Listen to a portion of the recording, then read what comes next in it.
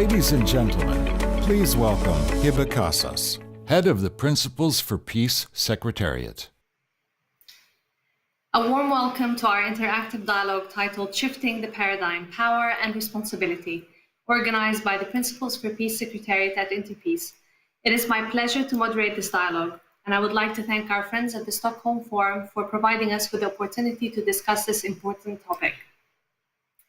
Today, we will discuss a number of practical and moral dilemmas of balancing the urgent and the important in peace processes. We have a great lineup of speakers whose wealth and breadth of experience covers a 360-degree view of the issues we will discuss today. Amongst our speakers are members of the International Commission on Inclusive Peace that is leading a global participatory effort to develop a new set of principles and standards, a frame of reference to guide how peace processes are conceived and structured towards more sustainability and inclusion. We're also joined by representatives of the Swedish government, the Swedish State Secretary, and our Colombian partner. I'm going to introduce our panelists only briefly before asking them their questions. You may find their impressive bios in more details online. As we hear from our panelists, we will also look to your contributions and participation. Please share your thoughts, ideas, and reactions in the chat function, and we will keep an eye on it throughout the discussion. You can either address your question to the entire panel or to one of our speakers. We will have around 15 to 20 minutes for a question and answer session towards the end of our panel. Now to the topic of our discussion. On average, post-conflict peace lasts only 7 years, and a third of peace agreements go unimplemented. From Afghanistan to Mali to South Sudan, we witness renewed violence or unrest despite years of engagement and recurring peace processes. Peace processes on our current memory tend to be mainly exclusive political settlement processes. We know that power sharing arrangements can indeed be successful at ending violence in the short term. However, many argue that when violence is the main currency, and by splitting power between groups, conflicts are often built into institutions rather than being solved, which then increases the risk of conflict recurrence. The central question we will be asking today is how can we reconcile realpolitik considerations, which give primacy to politics and elite bargains, with the need for creating the needed conditions and foundations for lasting peace? Can we balance the urgent and the important? And if so, are we getting this wrong? And what can we pragmatically do differently?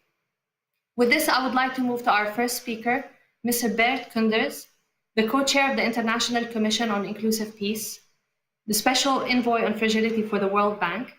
Mr. Koenders served as former Foreign Minister of the Netherlands, and he also served as SRSG in Côte d'Ivoire and Mali.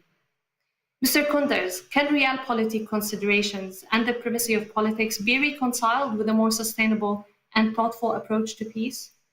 What are the key tensions and dilemmas you experienced as former SRSG and foreign minister that you would like to pursue and answer for as an international commission? Over to you, Mr. Koenders. Well, thank you very much, Hiba, and thank you very much, everybody, to have the possibility to be in this important Oslo Forum this morning. Look, I think it is possible. Your question, the answer is a yes, but it's not going to be easy. I think it's a great opportunity at this session in a discussion to motivate and showcase why we started with a group of very motivated and I think engaged people who've built and who've experienced peace processes, to think through why we have to change the traditional way that peace is being built, and how this is a very opportune moment to radically listen to those who haven't been heard. I think that's crucial, first of all. But those who have warned us all along, I think at a very early stage, that we need a set of different principles, different ways of doing things in peacemaking and peace negotiating, which makes it much more inclusive, much more guaranteed, because most of the showcases that we have on peace building have been collapsing, as you just mentioned, after a few years, and how we make it long-term peace building with everybody around included.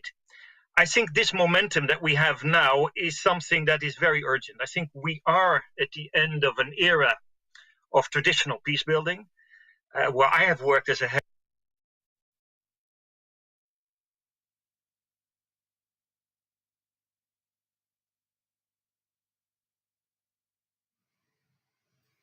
Something happened to my audio.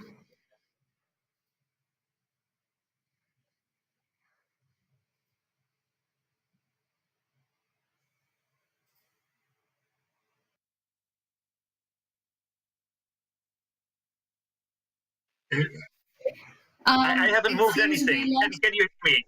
Oh, okay, now we can hear you. Sorry, we lost audio from Bert for a moment. Now I think we have you back. Please go ahead. Yeah, apologies. I don't know what happened. This is our Zoom time. But look, I really think this is a very opportune moment. We are at the end of an era of peace building that has mixed successes.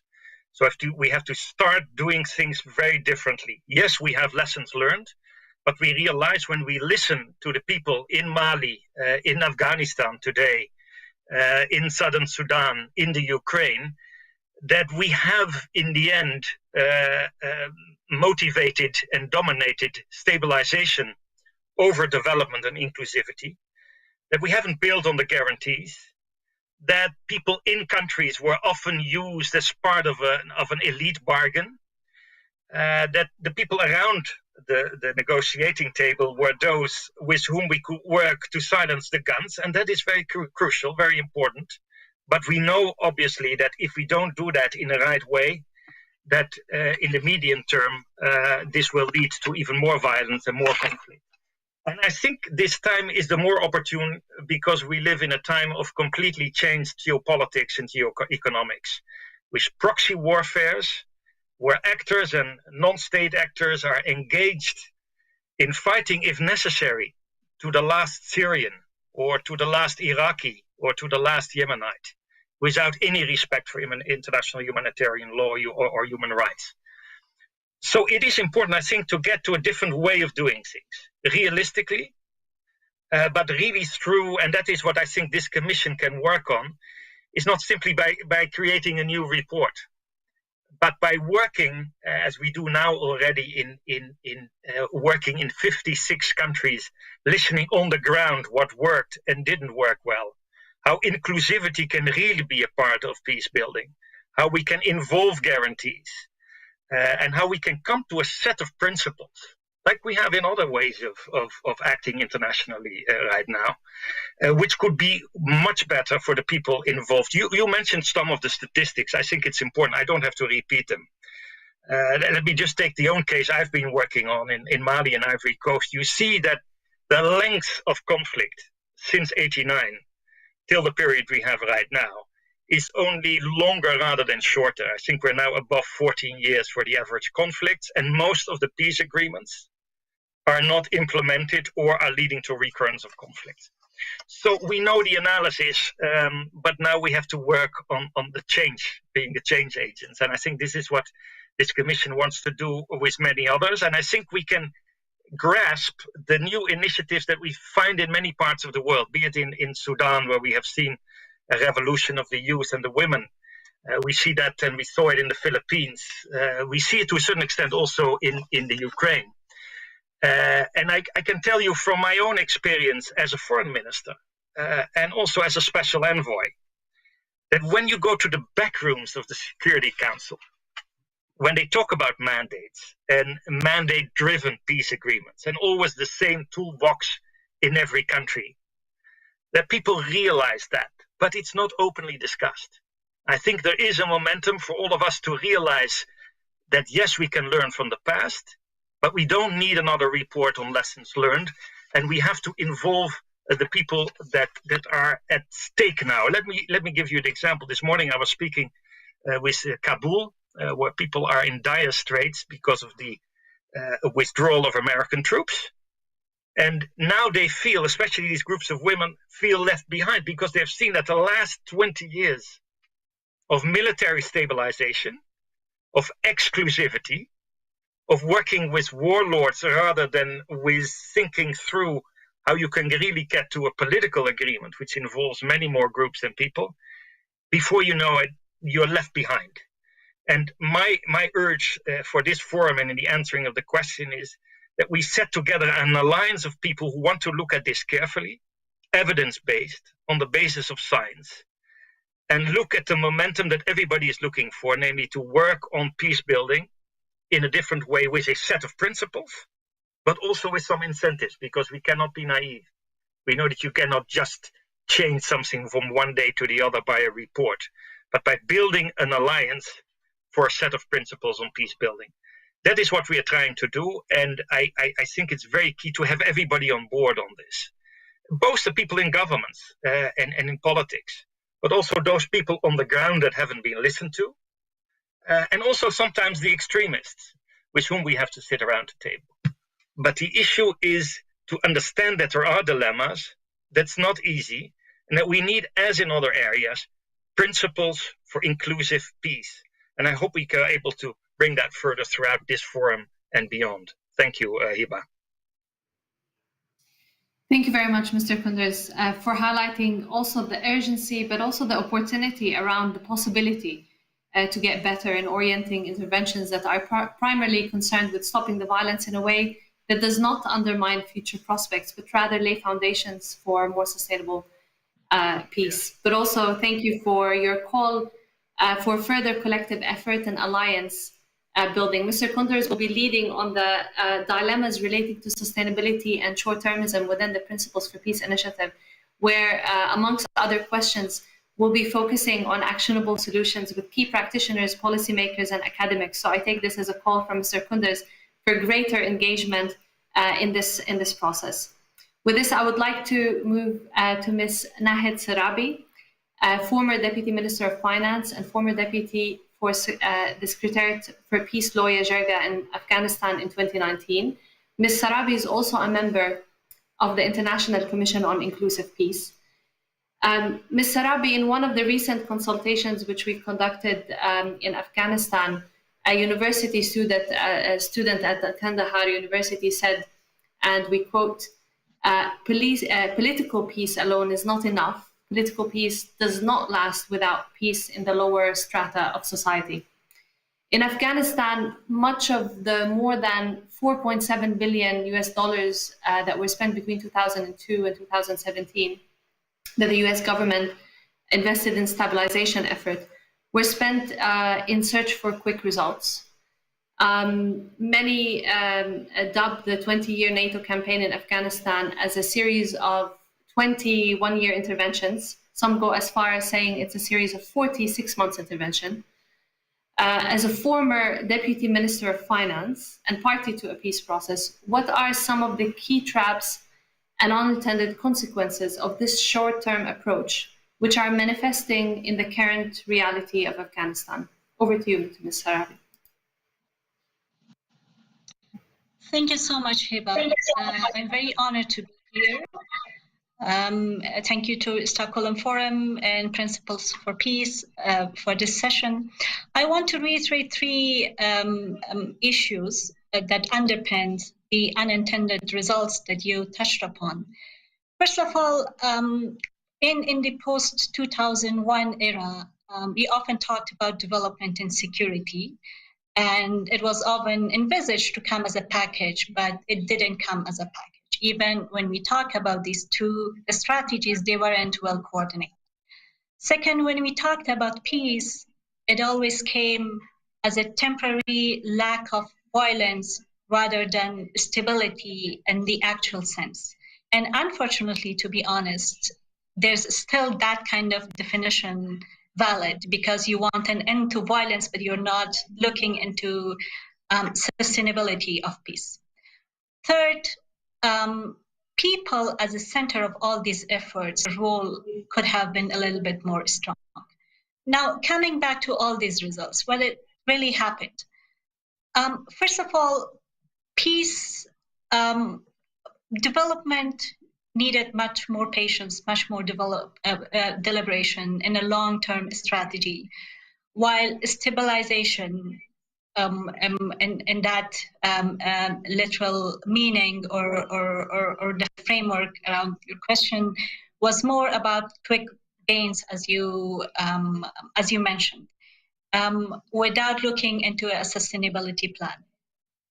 The other issue was when these development efforts were going on in the provinces, in the local communities, there was a vision that money could solve everything. And you pour money into these areas and there will be development activities and people would prosper. But it wasn't matched with the larger development plan and economic plans of the country. So it would be quick gains in terms of quick projects that were built without, let's say, very initial maintenance, the cost of operation, the demand side, and the actual need of the local population for those small event projects. And that's why when in the post 2014, when the transition process started and you saw a sudden shock in economic growth rates, there were higher unemployment rates, there were a very unstable economic situation that people in the country found itself, because the economic and development models weren't based on the long-term vision or weren't matched with the long-term vision of the country. The other issue resulted in is the absorption capacity of local communities, institutions, and also the people who were put in charge to administer and manage these resources. At one point at the beginning of 2000s till late 2000s or 2010, 2011, there was a need for these quick gains as to deliver services to people to show them that there's a difference from 19th era and 2000. But it had to stop at one point and look into a more holistic and more long-term approach of institution building, which didn't really happen. And that happened with more elites taking the advantage of using these resources rather than national plans and national projects. The other part is the social context of it. When you talk about local ownership, it was a very short-sighted and myopic definition of local ownership. It turned into more elite, as Minister said, elite bargain and elite empowerment rather than actual people empowerment to get their opinion as what development, what stability, and what sustainability in their communities and regions would really work. So that give rise and give power to local elites rather than people being empowered to have a say in their development and economic development and political plans of their communities and provinces. That's why what we are looking also in the Commission in one of the principles is, apart from local ownership, looking into institutional arrangements, strengthening the institutions, allow regulation, laws, and values that really make these processes intact and sustainable is very, very much important. And that's when you look into a sustainable peace at the end of the day. I stop there, and if there are any questions, I'm happy to come back. Thank you. Thank you very much, Ms. Sarabi, and also for highlighting this unintended consequence of empowerment, which ends up being about more elite empowerment rather than people empowerment. Also, it was really interesting to hear you talk about the long-term dual aims of development and state building activities that are frequently cast as being at odds with short-term needs to stabilize, but how the prioritizing the latter at the expense of building national capacities to deal with conflict can truly undermine the chances of long-term peace and effectiveness of stabilization efforts and even the quick gains that we need to achieve under a strict stabilization mandate. So I thank you for that. And with that, I would like to turn to Lieutenant General Roméo Dallaire, the founder of the Dallaire Institute for Children, Peace and Security, former force commander in Rwanda, and former Canadian senator. General Dallaire is the lead convener of security actors and stabilizations in the International Commission on Inclusive Peace. General Dallaire, more non-state armed actors have emerged in the last 8 years than in the previous 8 decades. One can argue that since the end of the Cold War, security sector doctrine has failed to meet the demands of the rapidly changing nature of conflict. A dilemma or tension we often see associated with this relates to the possible incompatibility between political stabilization aims and concepts like human security, some argue. As a former force commander, can you share your experience with these dilemmas? And is a new approach or a new frame is needed, and how should we go about it? Over to you, General.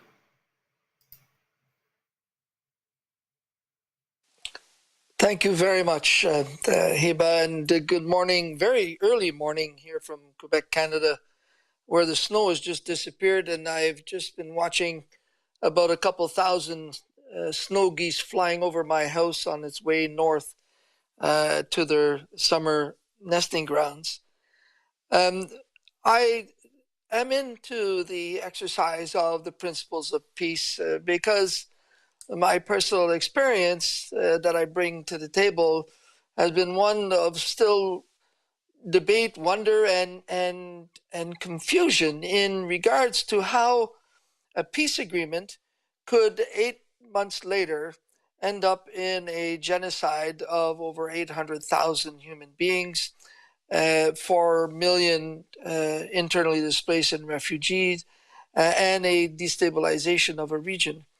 And in so doing, it brought me to conduct a considerable amount of thinking in regards to what has happened in the processes of the Westphalian classic war, conflict, solutions, and alliances, and so on, that we saw to its culminating point with the Cold War, to the post-Cold War era in which we seem to have stumbled in the 90s and continue to conduct, I would even argue, too often ad hoc, if not crisis management of conflicts. We are still quite a distance from the dream that even Kofi Annan articulated when creating the genocide prevention team with Desmond Tutu and Gareth Evans and Madame Ogatha, Francis Deng and myself in preventing genocide. So what's that gap, and who's been fiddling with the ability of us to bring, in fact, peace, but long-term peace, and not simply a peace that will hopefully reconcile for a period of time until we fall back into another catastrophic failure? Well, I believe that certainly the era has had its problems due to often the fact that we have not comprehended the complexity and the ambiguity of the conflicts that in fact we're facing. And we've tried to use classic means of peacekeeping and other forms of stabilization to come to a solution that we feel will create an atmosphere of security, and from which we can in fact then build and develop institutions, and hopefully through reconciliation build a long-term lasting peace. But if you want to create that scenario, you've got to be able to clarify exactly how the means to achieve that will be. And certainly the use of force, as even the responsibility to protect doctrine that came in post Rwanda in 2005, acknowledges that the use of force is the last and extremist means, and that what is interesting is that the presence of force might in fact be a destabilizing element instead of a stabilizing element if it's used in the classic sense of moving from rules of engagement to immediately responding with the use of lethal force. So imagine if you take command of a mission and your mandate is to establish an atmosphere of security. And the question is what does this atmosphere of security mean? Who has defined it? Who has given you the doctrine by which you can, in fact, establish such an instrument?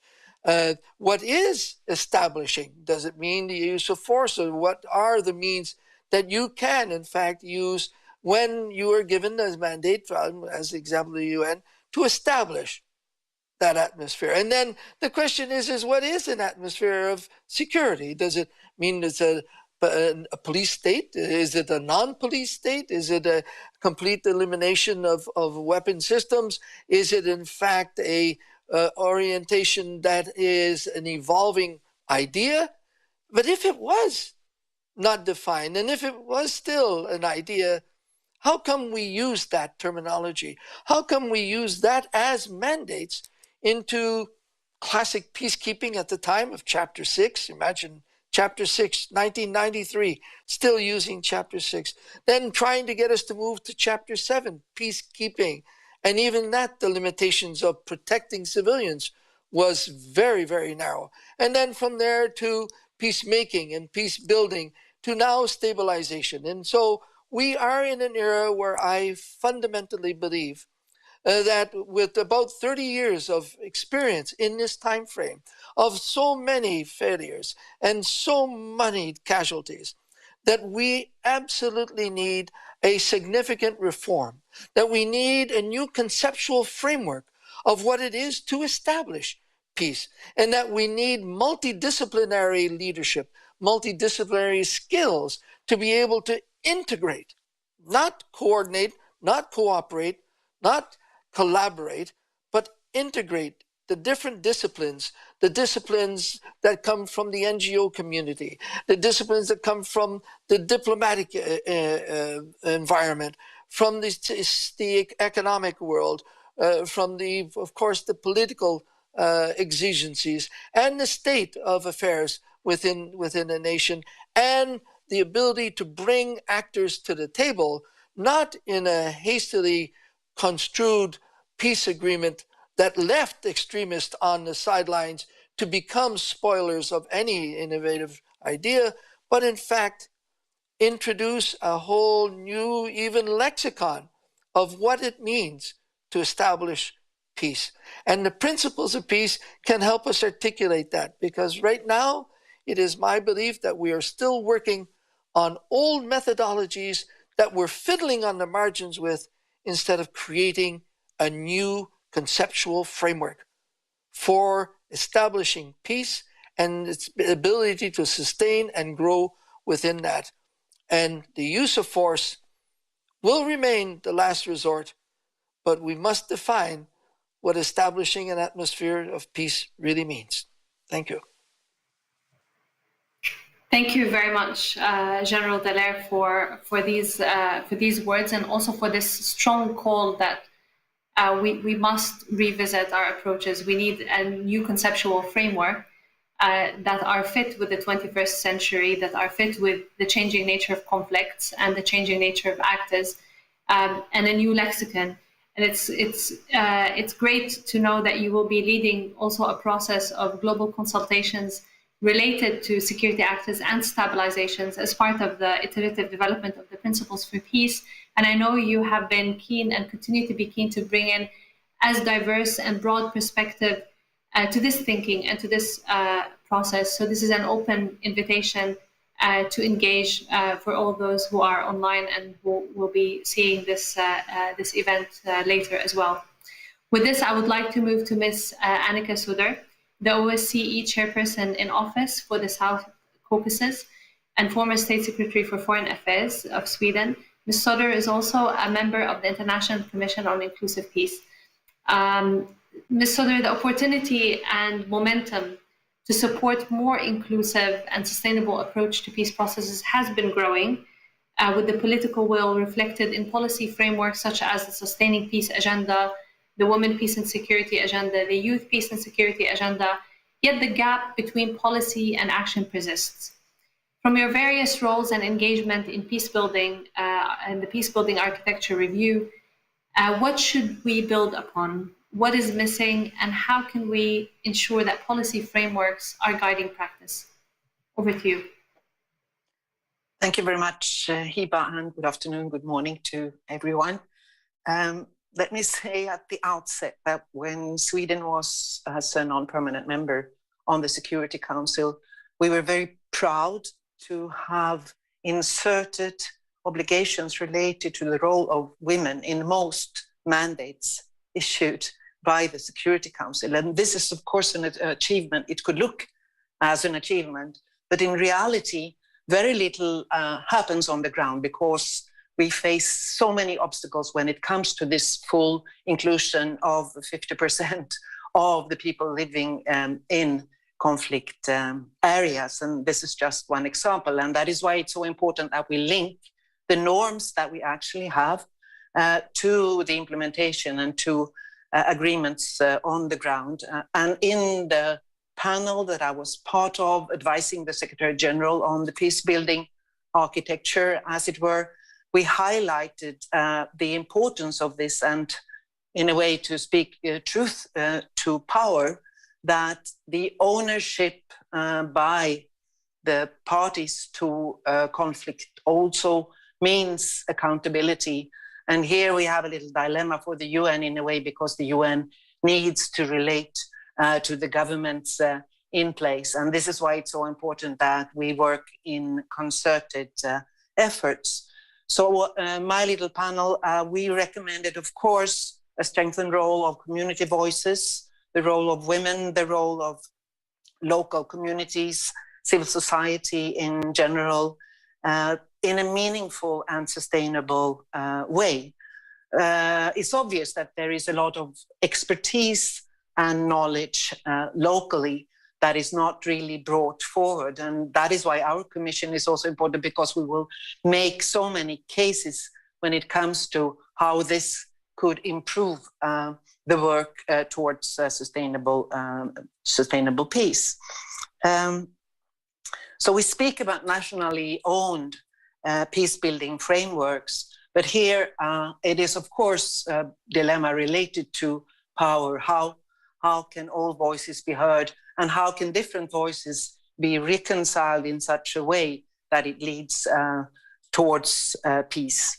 We also highlighted the finance of peace building. We called it a good peace building donorship. It's still being worked on, I'm happy to know, by the Swedish government and many others.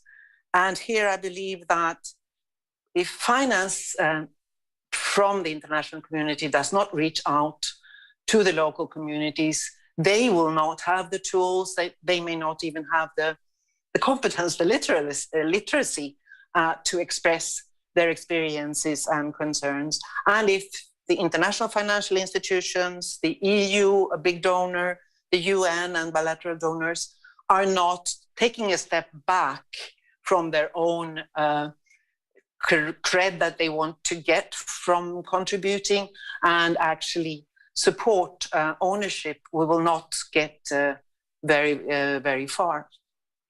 So after having been working on this from a high level, from the normative level for many years, I am now with my feet on the ground, leading a track 1 mediation in and around the Georgian conflict. I just had a meeting with my other colleagues working with the regional organization, OSCE, in the many protracted conflicts in our geographical area, where we confront the need for stabilization, the overriding geopolitical concerns from many sides, and where we have, in my case, a ceasefire agreement, 13 years old, being disputed, not at all close to any peace agreement, and with an instability that may actually lead to armed conflict again, as we saw in the neighboring Nagorno-Karabakh last fall.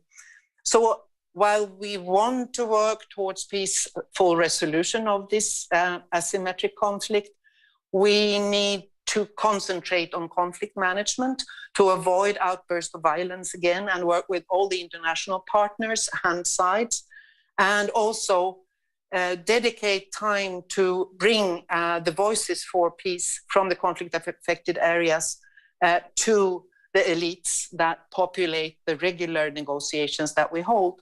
So what we're trying to do is to point to the socioeconomic deprivation of people living in and around the border lines that are not recognized.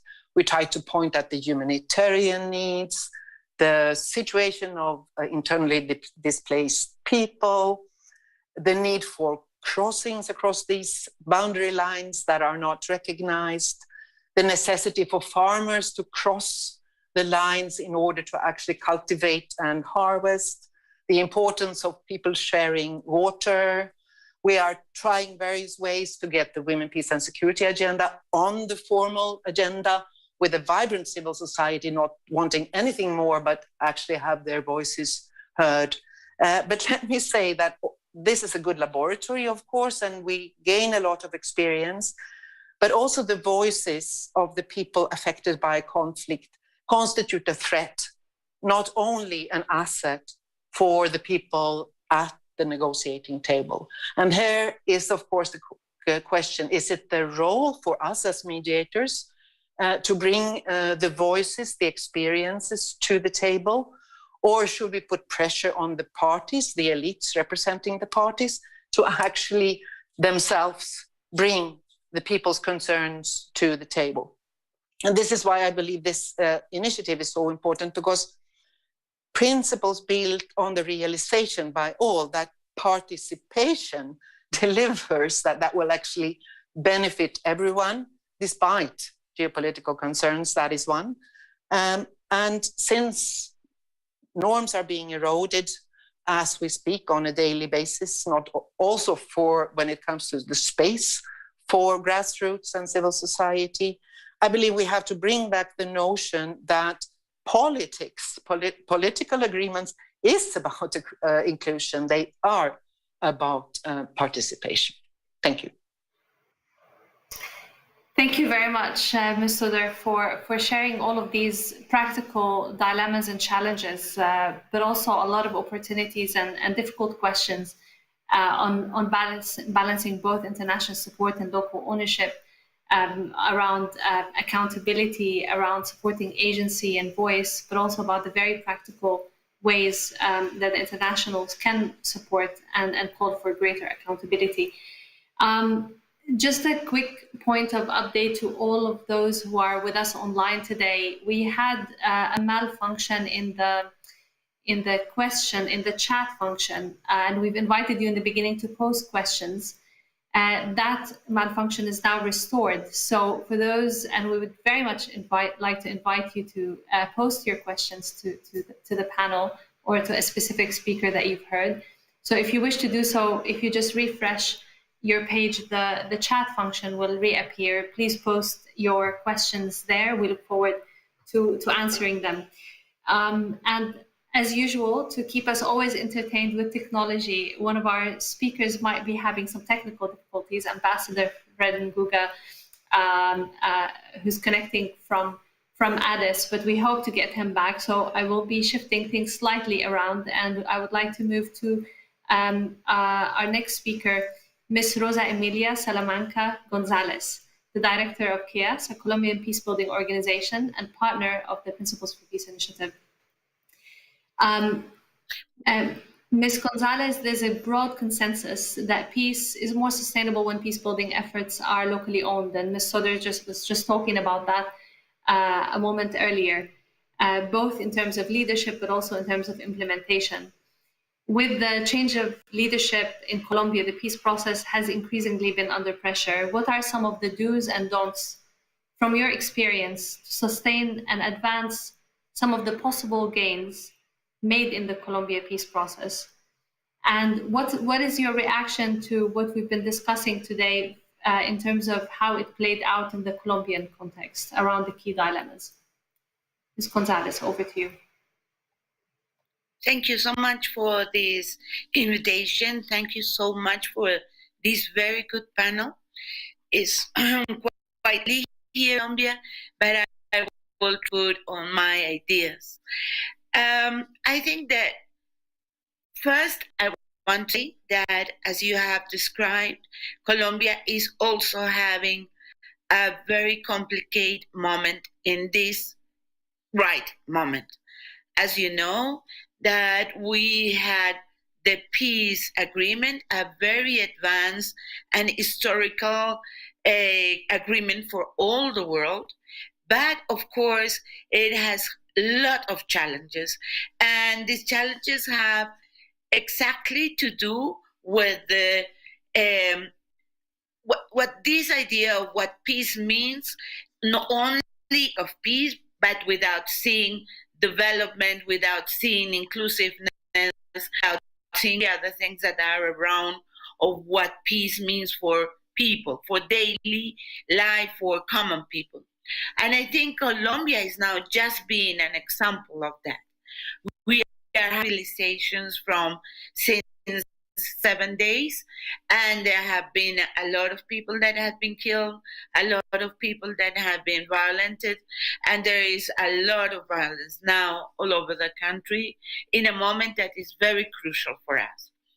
So when we talk about peace, we are talking about inclusiveness in a very wide way. And Colombia has so much diversity, and we are so different in many ways that when we are talking about inclusiveness, we are not talking about minorities inclusiveness or whatever. It is about how we can frame countries that have so diverse ways of thinking to be rethinking a state from different points of view. And I think there is where mediation has to change and has to understand that we need mediation like a politics of that must be included as part of what it means security. We need to know what people are expecting. We need to know what people are really thinking when they are Afro-Descent or when they are native people or when they are peasants and when they have had such a big history of exclusion in many ways, in every way. So it's a very complex idea, and I was hearing very attentive to what you were saying, and I think we have to reframe many ideas. We have to reframe the idea of inclusiveness. We have to reframe of what we are meaning by security. We have been working very strongly in what we think that is security from a feminist perspective. And I think that we have to and redesign what we think about daily security and what we think that peace will bring in the differences and the different provide peace building, peace making, peace, all these different ways and tracks. We need to think that peace is something that will bring to the people a kind of being less fear, to really be defeating fear and defeating needs. So I think that we really need to redefine that. Also, I think that previously was said, I think that people in the global south that are in conflicts in many ways, we have a knowledge, and sometimes this is not heard. Sometimes we are we think that people think that we behave like children, and we don't have a lot of ideas and a lot of things that we can bring to reframe these ideas. So I think that there is another conversation that must be done between the global north and the global south, because now we have so many different elites. When we are talking about peace, we are not talking about one elite. We are talking about economical elites. We are talking about military elites. We are talking about patriarchal elites. We are talking about so many elites that we need to achieve really very good and new conversations in different levels in the whole society. In Colombia, we need to implement the global agreement of peace, but then we need to have a lot of conversations between different populations, between different people, between men and women, between many things that will really build new institutions from our democratic way of behavior. And that means that we need to have no models, but new frames of work really to achieve peace. And I use these last moments to see, please, Colombia is having a really complicated moment, and I will call all the society to look to Colombia, because we really, really want to achieve peace. But what we need to do is very complex. We need the real support of international community in a more strong way. And when we come to funding, the local and the national communities, please reconsider the way that we are funded. We cannot only be funded by projects where we need to have outcomes. We need flexibility to move in contexts where we have to do so many things at the same time that we really need to reframe even the way we are funded in this moment. So I really call for the international community to reframe through the principles of peace, the idea of what peace means now for people that are in conflict. Thank you so much. Thank you very much, Ms. Gonzalez, and also thank you for all the rich contributions on a number of areas, really, from the need for sustained support to the implementation of peace agreements, which I think Colombia is really a case in point. And we know that at the global level, only a third of peace agreements, over a third of peace agreements go unimplemented completely. So without that sustained support, there are huge risks to the gains, but also to your strong call of around the importance of balancing both political peace and social peace, and what does that mean in different contexts, which require the broader engagement and supporting the agency and the voices of people from different stratas of the society. So thank you very much for that, for sharing your thoughts. And with this, I would like to turn to Ms. Janine Ericsson, the State Secretary for International Development Cooperation in Sweden. Sweden has been an early supporter of the Principles for Peace initiative and the International Commission on Inclusive Peace, which will lead this global participatory process to rethink the current approaches to peace processes towards more sustainability and effectiveness, as we've heard from the various commissioners today. What are some of the key practical dilemmas and opportunities in the calculus of policymakers that you hope this process would address? And what would be the most ideal outcome for a global process such as the Principles for Peace? And Ms. Ericsson, the floor is yours. Thank you, Hiba. Thank you for this question and for the opportunity to be here and discuss and listen to this panel discussing this very important topic. The Swedish support for the Principle for Peace initiative is based on our firm belief that more inclusive and gender equal peace processes are needed to make peace more sustainable. We need to become better at preventing prolonged and recurrent conflicts, as many already has said.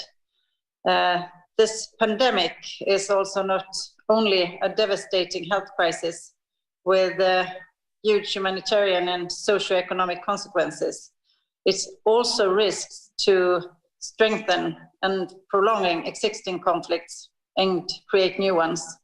And sustainable peace efforts must be an integral part of the global response to the pandemic too. There is an increased understanding, as many of you have also said here, that business as usual is not enough to deliver peace for future.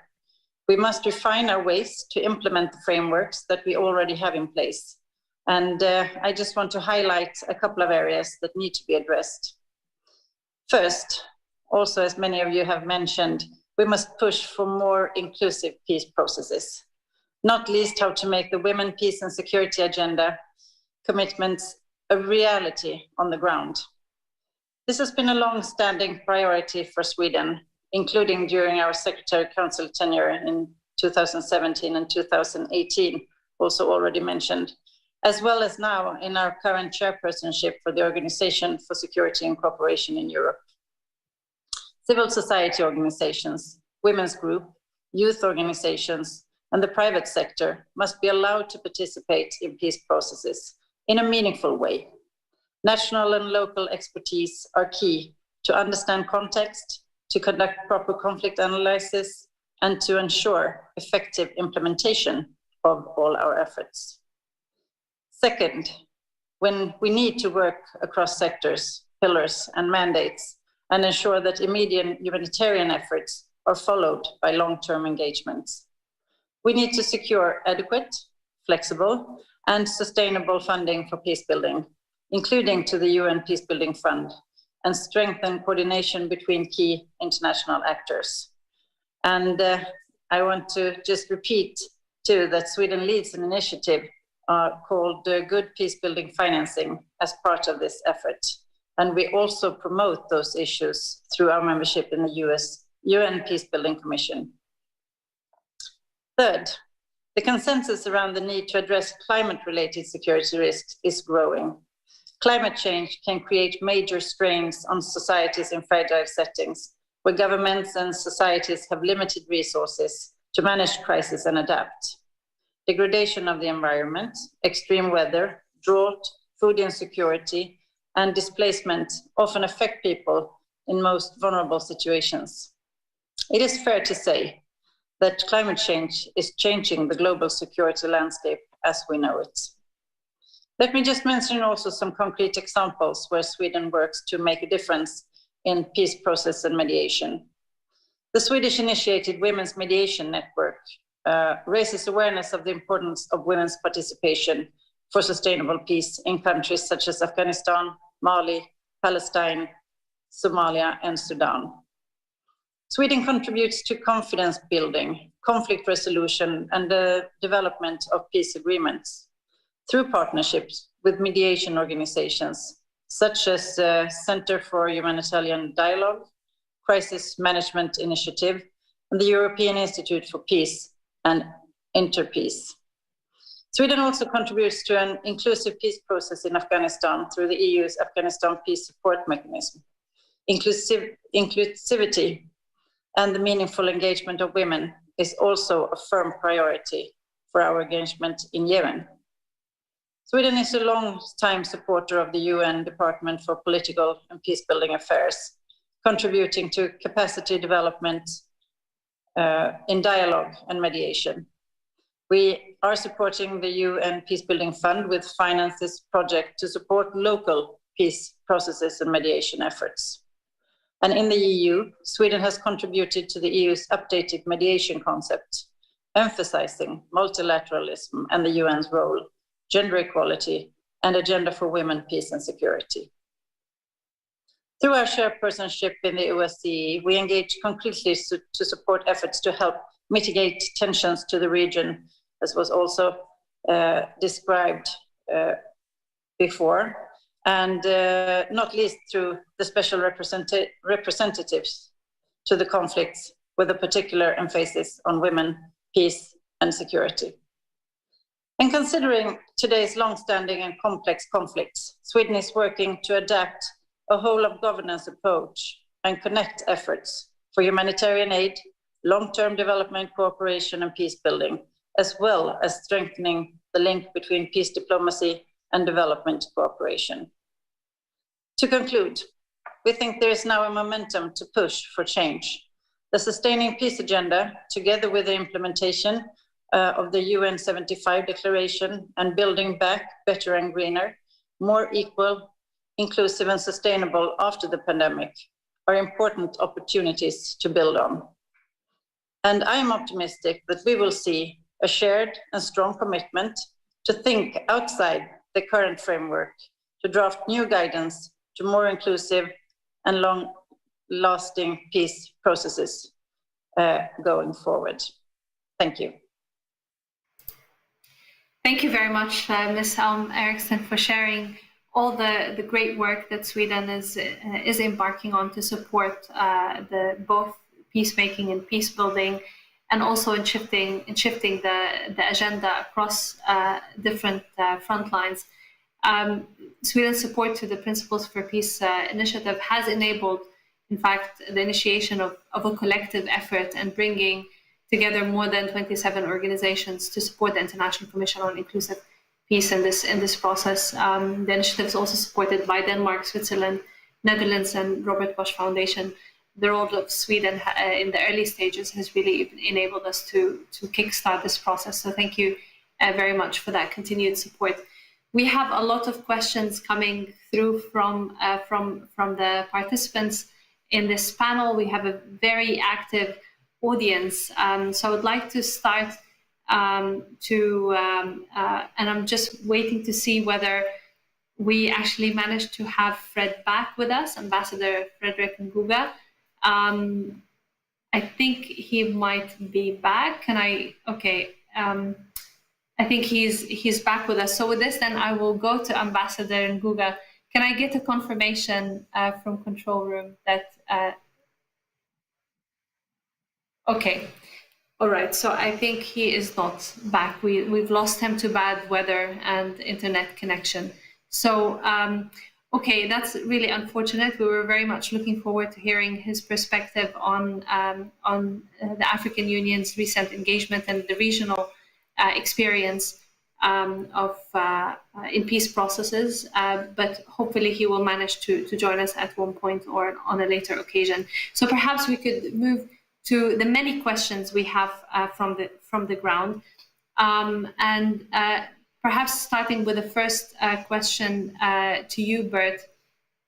The call for longer-term goals and strategies that go further into the future seem to beg for longer-term commitment that is currently the norm. It could entail committing to a peace process for 10 or 20 years, which is likely a harder sell for donor states and how sometimes mandates are created. What can be done to incentivize long-term commitment? Well, thank you very much for that question, and it's not an easy one. Let me start by saying peacemaking is a long-term process. I mean, believe it or not, I'm today in the Netherlands. We are having our festivities on the Liberation Day of the war, 1940-1945, and it's the first time that the German Chancellor is actually speaking to the Dutch public. Can you imagine how, not that we had a situation of not peace, but to get to reconciliation in this time in an international conflict took an enormous amount of years. So yes, peace building is something long term. But first of all, it is long term for the local people. They make the peace.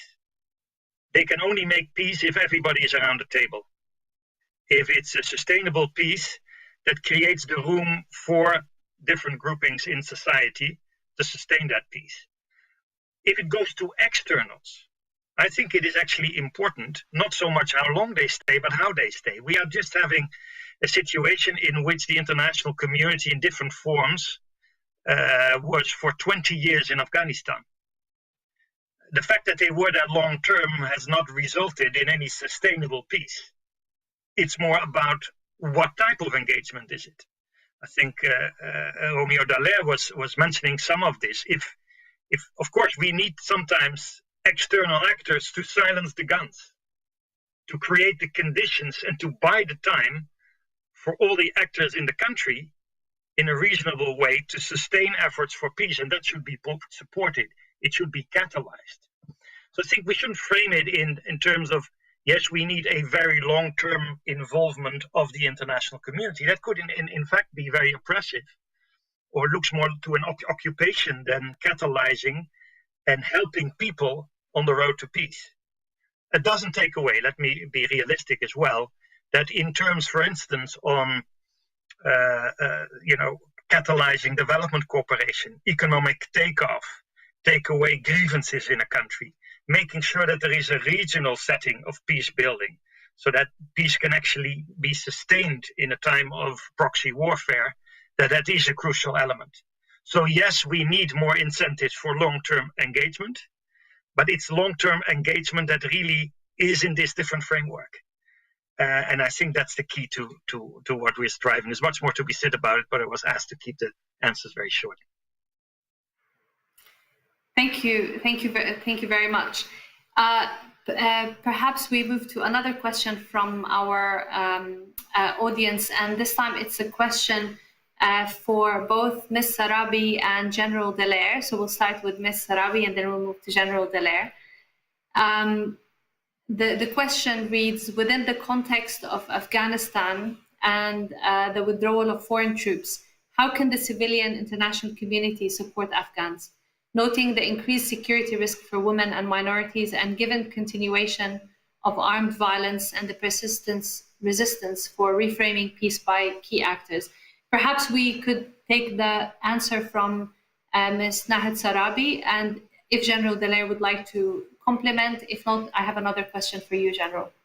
Over to you, Naheed. Thank you, Hiba. Very quickly and precise. First of all, with the withdrawal, as we all keep reiterating, it has to be a responsible withdrawal. The terms and conditions for the withdrawal where the two sides in a very legitimate government is put on a unfair part of the deal itself is an imbalance in this whole peace process and negotiation process. Second, the shrinking environment for civil society activists and a real fear for women activists to continue to function. I think the international community's voice is very important in pressurizing all parties to the peace process that women need to be part of the peace negotiation process, in that they have a seat not only in the table, but their meaningful participation is really considered in the process. And there has to be immense pressure on reducing casualties, especially civilian casualties and target killings, which just disrupts the trust in the peace building process at this point. So just quickly, these few points I wanted to mention. Thank you very much, Ms. Sarabi. And perhaps, General Dallaire, I'll just add another question, and it's your call if you'd like to answer both. What is the best possible outcome of the Principles for Peace initiative? That's one of our audience's questions. Over to you. Well, two absolutely wonderful questions, aren't they? The first one, and Naheed has touched on it quite directly, and I wish only to indicate that the withdrawal of troops at this time is so much dependent on national self-interest versus really the resolution of the conflict and the continuum of peace. And because of that, you're left with vacuums of being able to provide security on one sense, but also the resolve and even financing in the other side to be able to implement the dimensions that Naheed has indicated, particularly the protection of women, the advancement of the cause of stability and integration into that nation. So we are dependent on very much the national aims of nations and their perception of self-interest, being that something happening far off may not, in fact, affect them, while I believe that, on the contrary, there isn't a conflict on the face of the earth today that will not affect us in one way or another from a variety of reasons, from refugees to engagements to pandemics even. And so that is a very ill-advised decision and left a horrible vacuum, in my opinion. What we want to achieve with the Principles of Peace, that's a wonderful question, because one of my colleagues could also respond to that. But in fact, what we're trying to do is, invent. We're not there to try to modify, I think, to amend, to sort of change a bit even the margins of how we have looked at conflict, how we have looked at peace, and how, in fact, do we prevent conflict and how do we sustain peace. We, I believe, have continuously lived over history of evolving under a certain peace scenario. Boom, we end up under a conflict scenario. We try to build peace for a while, and then we hope that it will sustain itself. If not, then we end up in conflict again. We've not really dissected the entrails of peace as a sustained entity of the security of every human being, being treated as an equal. And because of that, and because of, the Westphalian constructs of nationalism and of sovereignty were curtailed from going without borders and building a new framework of how peace can, in fact, not only be established, but sustained and conflict prevented. They all come together. And so I believe we're trying to invent, and I hope we are going to invent something new. It's different. It cannot continue to be the silos or the stovepipes of solutions of different elements that we've seen in the past, and hope that they fit together, that they cooperate together, that they sustain an effort together, and that ultimately we lose interest and other priorities come to the fore. Peace is the ultimate priority, but how do you build it that it sustains itself?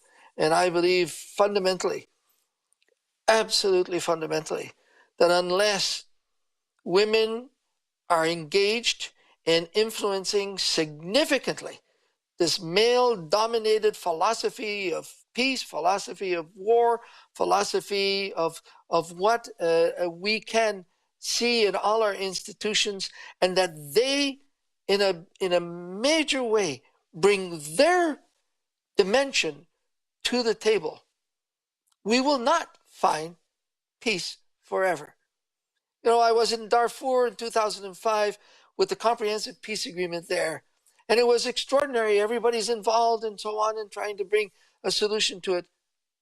Women were not involved at all. And secondly, it was the youth, the child soldiers, who were used as the instrument of the conflict. And they were certainly not involved. So we got some work to do to invent a new capability in regards to how we not only prevent conflict, but how we create a peace that sustains itself ad vitam aeternam. Thank you. Thank you very much, General. Really appreciate these words. We believe that Ambassador Frederick Nguga is back, so we're shifting things around again, and we will ask him to share with us briefly and reflect on some of the positive examples and lessons learned from the experience in the African Union's involvement, especially in light of the fact that in evidence continuously shows us that regional solutions to ending conflicts and creating conditions for lasting peace can be more effective than solutions imposed by outsiders. And I'm afraid, Ambassador, you have 3 minutes or 4 minutes now to do so. So please share with us your remarks. Over to you.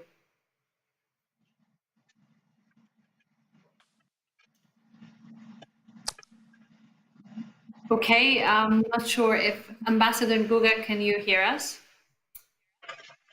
Okay.